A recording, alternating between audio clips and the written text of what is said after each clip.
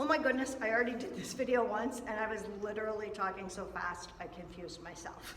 So I've got 3 things I want to talk about. One of them is new to you. The other 2 are things I've already taught, and one's a positive interrupter. I want to be very clear, your positive interrupter, your pop pop, your kissy sound, whatever the case is to be used for somebody moving something upstairs, so you might hear rumbling, is to be used for interrupting a behavior that's already happening. So the dog's barking at the window, he's chasing the cat, whatever the case is, that sound is to bring your dog off of something that's already happening. It's an attention-getting sound.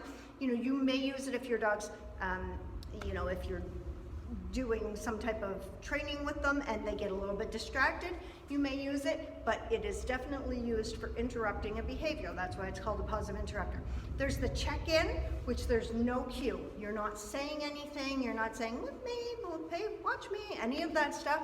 It's what we call a default check-in. We want our dog to default check-in on their own. It's not because we've asked them to, it's because we've released them to the world and they've chosen to come back to us.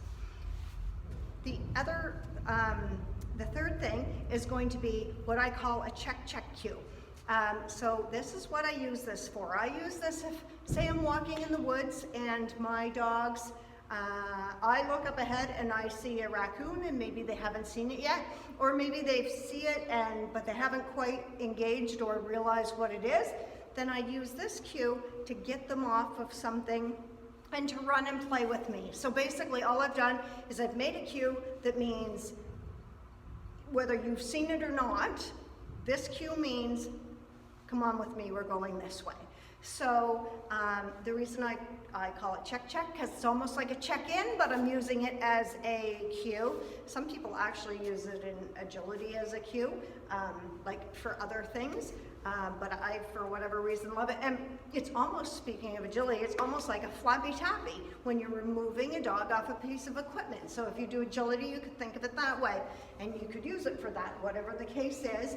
This is to move your dog off of something that you've seen, and it's very important to get them off of it. Some people, if you've got a reactive dog, you may use this as you're walking down the road. Again, you see the dog already up ahead, your dog hasn't seen it yet, or they just spotted it, and you want to kind of move the dog off and go the other way. And the reason I do 2 things, I use a verbal and kind of a flappy tappy, because this is something I really want to get my dog's attention for. So I'm using this kind of as an everyday behavior where you may run into something where I have to get them to turn and come with me. I've got a demo that I'm going to show you, but again, basically it is just stop what you're doing and come this way with me. And it may be we're just going to turn and go in the opposite direction. We're going to just ignore whatever that is, and or you may even do it just to do a little turn long enough to get your dog's focus.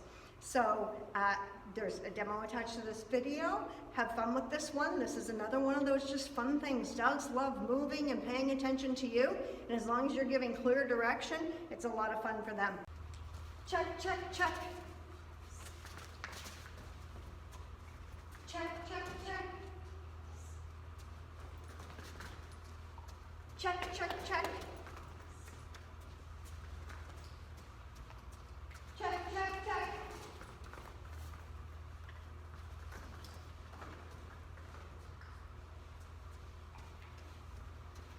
Check, check, check. Check, check, check. Check, check, check.